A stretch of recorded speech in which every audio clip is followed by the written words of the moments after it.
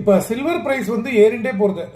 Domestic மார்க்கெட்லேயும் சரி, international மார்க்கெட்லேயும் சரி, per ounce வந்து $52 வந்துருது கிட்டத்தட்ட சில்வர். கோல்டு வந்து பர் கிராம் 13,000 INRல இருக்கு. இப்போ என்ன விஷயம்னா, மியூச்சுவல் ஃபண்ட்ஸ் வந்து சில்வர் இன்வெஸ்ட்மெண்ட்டை ஃபண்ட் ஆஃப் ஃபண்டில் போய் நீங்கள் பிளாட்ஃபார்மில் இன்வெஸ்ட் பண்ணுறதுனாக்க அதை முக்காவாசி மியூச்சுவல் ஃபண்ட்ஸ் நிறுத்தி வச்சிருக்கா. UTI AMC, Kotak AMC, ICICI Prudential, Tata group எல்லாருமே வந்து வரிசையாக நிறுத்திகிட்டே வரா. என்ன ரீசன் அப்படின்னு நம்ம புரிஞ்சுக்கணும்.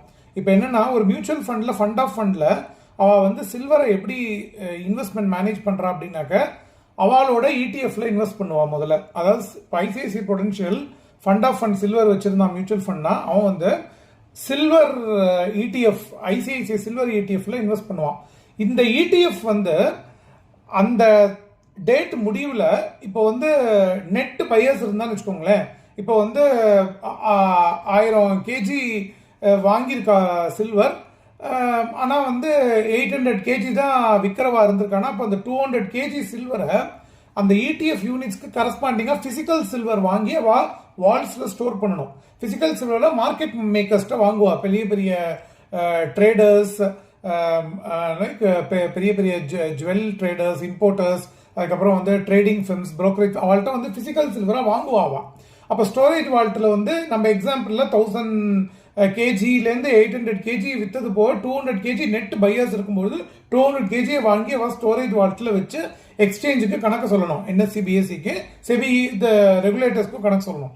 இப்போ என்ன ப்ராப்ளம் ஆயிடுச்சுன்னா, சில்வரை வந்து நிறைய பேர் வந்து ETF வாங்க வாங்க வாங்க இந்த மியூச்சுவல் ஃபண்டோட நெட் அசெட் வேல்யூவுக்கும் முதல் நாள் நெட் அசெட் வேல்யூவுக்கும் இந்த ETF வேல்யூவுக்கும் தாறுமாறா டிஃபரன்ஸ் இருக்கு. அது ஒன்று. இன்னொன்று, இவா நெட் பையர்ஸாக வாங்கும்பொழுது ஃபிசிக்கல் சப்ளை வந்து இல்லை. ஃபிசிக்கல் சப்ளை அந்த அளவுக்கு இல்லை, அவள் மீட் பண்ண முடியல அவளால். அதனால என்ன பண்ணியிருக்கா, மியூச்சுவல் ஃபண்ட் மூலமாக, ஃபண்ட் ஆஃப் ஃபண்ட் மூலமாக இன்வெஸ்ட் பண்ணுறதை நிறுத்தி வச்சுட்டு ஏற்கனவே சர்க்குலேட் ஆகிற ETF நீங்கள் விற்று வாங்கி நீங்களுக்குள்ளே பண்ணிக்கோங்கன்னு வச்சுருக்கா. அதனால இப்போதைக்கு வந்து நம்ம சில்வரை வாங்குறதுனா ETF மூலமாக தான் வாங்கணும். ஆனால் ETF மூலமாக வாங்குறது என்னன்னாக்கா, you are not creating new units by buying. இப்போ நெட் பையர்ஸ், நம்ம எல்லாரும் சேர்ந்து நெட் பையர்ஸ் இருக்கிற மாதிரி ஒரு கான்செப்ட் இல்லாமல் அதே யூனிட்ஸையே இருக்கிறவாளுக்குள்ள விற்கிறது வாங்குறது அப்படின்னு இருக்கும் பொழுதோ, ஆக்சுவல் சில்வரோட ப்ரைஸை விட ட்ராக்கிங் எரர் தாறுமாறா போய் ETF வாங்கினாலும் நிறைய ப்ரீமியம் கொடுத்து வாங்குற மாதிரியான சிச்சுவேஷன் இருக்கு.